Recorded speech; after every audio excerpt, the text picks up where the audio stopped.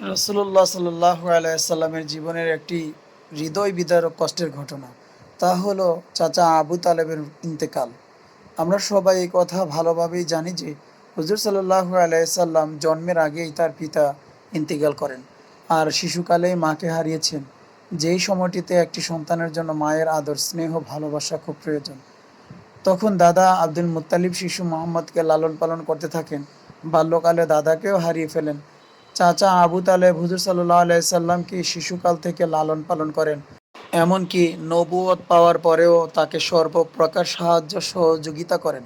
যদিও আবু তালেব বাপ দাদার ধর্মের উপরেই ছিল, তবুও দিন ইসলামের কাজে ভাতিজাকে সাহায্য করেন। আমরা জানি হুজুর সাল্লাল্লাহু আলাইহি সাল্লাম এবং সাহাবীদেরকে মক্কায় কুরাইশ এবং কাফেররা বয়কট করে রেখেছিল। বয়কট শেষ হওয়ার 6 মাস পরে রজব মাসে আবু তালেবের মৃত্যু হয়। মৃত্যুকালে কুরাইশ নেতা কাফের মুশরিকরা উপস্থিত ছিল। তার মধ্যে আবু জাহল, আবদুল্লাহ ইবনে আবি উমায়া প্রমুখ মুশরিক নেতৃবৃন্দ তার শিয়রে বসেছিলেন। এ সময় রাসূল সাল্লাল্লাহু আলাইহি সাল্লাম মৃত্যু পথযাত্রী পরম শ্রদ্ধেয় চাচাকে বললেন, হে চাচা, আপনি লা ইলাহা ইল্লাল্লাহ কালেমাটি পাঠ করুন, যাতে আমি তার কারণে আপনার জন্য আল্লাহর নিকটে সাক্ষ্য দান করতে পারি। জবাবে আবু তালেব বললেন, হে ভাতিজা, যদি আমার পরে তোমার বংশের উপর গালির ভয় না থাকতো এবং কুরাইশরা যদি এটা না ভাবতো যে আমি মৃত্যু ভয়ে এটি বলছি ও তোমাকে খুশি করার জন্য বলছি, তাহলে আমি অবশ্যই ওটা বলতাম। অতঃপর যখন মৃত্যু ঘনিয়ে এলো, তখন আবু জাহাল ও তার সহোদর বৈপিত্রের ভাই আবদুল্লাহ ইবনে আবি উমাইয়া বারবার তাকে উত্তেজিত করতে থাকেন এবং বলেন, আপনি কি বাপদাদার ধর্ম ত্যাগ করবেন? জবাবে আবু তালেবের মুখ দিয়ে শেষ বাক্য বেরিয়ে আসলো, আমি আব্দুল মুত্তালিবের দিনের উপর। তখন রসুল সাল্লাহ আলাইসাল্লাম বলে উঠলেন, আমি আপনার জন্য আল্লাহর নিকটে ক্ষমা প্রার্থনা করে যাব যতক্ষণ না আমাকে নিষেধ করা হয়। ফলে আয়াত নাজিল হয়, নবী ও ইমানদারদের জন্য সিদ্ধ নয় যে তারা ক্ষমা প্রার্থনা করুক মুশরিকদের জন্য, যদিও তারা নিকটাত্মীয় হয়। এ কথা স্পষ্ট হয়ে যাওয়ার পর যে তারা জাহান্নামের অধিবাসী। এরপর রসুল সাল্লাহ আলাইসাল্লামকে সান্ত্বনা দিয়ে আয়াত নাজিল হয়, নিশ্চয়ই তুমি হেদায়াত করতে পারো না যাকে তুমি ভালোবাসো, বরং আল্লাহ যাকে ইচ্ছা হেদায়াত করে থাকেন, আর তিনি হেদায়েত প্রাপ্তদের সম্পর্কে অধিক ঘাত। প্রিয় পাঠক, একটু লক্ষ্য করুন, হুজুর সাল্লাল্লাহু আলাইহি সাল্লাম অন্ধকার যুগের আলোকবর্তিকা হয়ে তখনকার মক্কা মদিনা ও কুসংস্কার ও কুপ্রথা দূর করার জন্য জীবনের সবটুকু বিলিয়ে দিলেন। আর এই কাজে সাহায্যকারী আবু তালেব আপন চাচা হেদায়েতের উপর মৃত্যুবরণ করতে পারলেন না। হেদায়েত হচ্ছে আল্লাহ তাআলার নিয়ামত, যা তিনি যাকে ইচ্ছা তাকে দান করেন।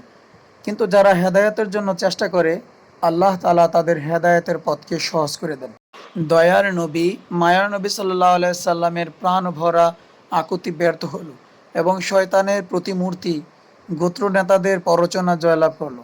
বাপদাদার ধর্মের প্রতি আনুগত্য প্রকাশ করেই তিনি দুনিয়া থেকে বিদায় হলেন। এই দৃশ্য যেন রাসূল সাল্লাল্লাহু আলাইহি সাল্লামের জন্য কত বেদনাদায়ক ছিল তা আখিরাতে বিশ্বাসী প্রত্যেক মুমিনগণ উপলব্ধি করতে পারেন। কেননা যে চাচা দুনিয়ার কারাগারের অবর্ণনীয় দুঃখ দুর্দশা থেকে সর্বদা ঢালের মতো তাকে রক্ষা করেছেন এবং নিজে অমানসিক কষ্ট ও দুঃখ সহ্য করেছেন, সেই চাচা দুনিয়া থেকে বিদায় গ্রহণের পরে পুনরায় জাহান্নামের অগ্নিকুণ্ডে নিক্ষিপ্ত হবেন, এটা তিনি কিভাবে ভাবতে পারেন? বলা বাহুল্য, এভাবেই সর্বদা আল্লাহর ইচ্ছাই বিজয়ী হয়ে থাকে। একদিন চাচাতো ভাই আবদুল্লাহ বিন আব্বাস রাদিয়াল্লাহু আনহু হুজুর সাল্লাল্লাহু আলাইহি সাল্লামের নিকটে আখিরাতে আবু তালেবের অবস্থা সম্পর্কে জানতে চাইলে তিনি বলেন, জাহান্নামবাসীদের মধ্যে সবচেয়ে হালকা আযাবপ্রাপ্ত হবেন আবু তালেব। তিনি আগুনের দুটি জুতা পরিধান করবেন যাতে তার মাথার মগজ গলে টকবক করে ফুটবে। প্রিয় চাচা আব্বাস রাদিয়াল্লাহু আনহু একদিন রাসূল সাল্লাল্লাহু আলাইহি সাল্লামকে জিজ্ঞেস করলেন, আবু তালেব আপনাকে যেভাবে হেফাজত ও সহযোগিতা করেছেন, তার বিনিময়ে আপনি কি তাকে কোনো উপকার করতে পারবেন? জবাবে রাসূল সাল্লাল্লাহু আলাইহি সাল্লাম বললেন, হ্যাঁ, আমি তাকে জাহান্নামের গভীরে দেখতে পেলাম।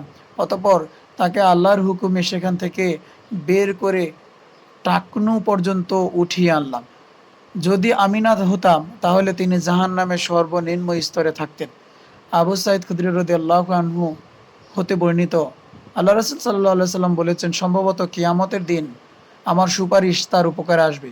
অতঃপর তাকে জাহান্নামের অগভীর স্থানে নেওয়া হবে, যা তার টাকনু পর্যন্ত পৌঁছবে এবং তাতেই তার মস্তিষ্ক আগুনে টকবক টকবক করে ফুটবে, যেমন উত্তপ্ত কড়াইয়ের পানি ফুটতে থাকে। অতএব আবু তালেবের এই হালকা আযাব তার আমলের কারণে নয়, বরং তা হবে রাসূল সাল্লাল্লাহু আলাইহি সাল্লামের বিশেষ সুপারিশের কারণে।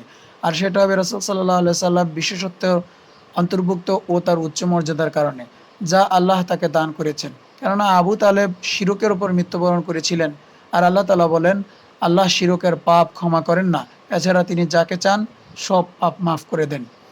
তিনি বলেন, কিয়ামতের দিন মুশরিকদের জন্য সুপারিশকারীদের কোনো সুপারিশ কাজে আসবে না। এই ঘটনা থেকে আমরা যা শিক্ষা পাই, যদি হুজুর সাল্লাল্লাহু আলাইহি সাল্লামের চাচা হওয়া সত্ত্বেও দ্বীন ইসলামের মতো দৌলত না নিয়ে দুনিয়া থেকে যেতে হয়, তাহলে আমাদের সকলের এই বিষয়টি নিয়ে একটু গভীরভাবে চিন্তা করা উচিত। আল্লাহ আমাদের সবাইকে সঠিক পথ দান করেন। সঠিক পথে চলার জন্য নিজেদেরকে সবসময় সজাগ দৃষ্টি রাখতে হবে।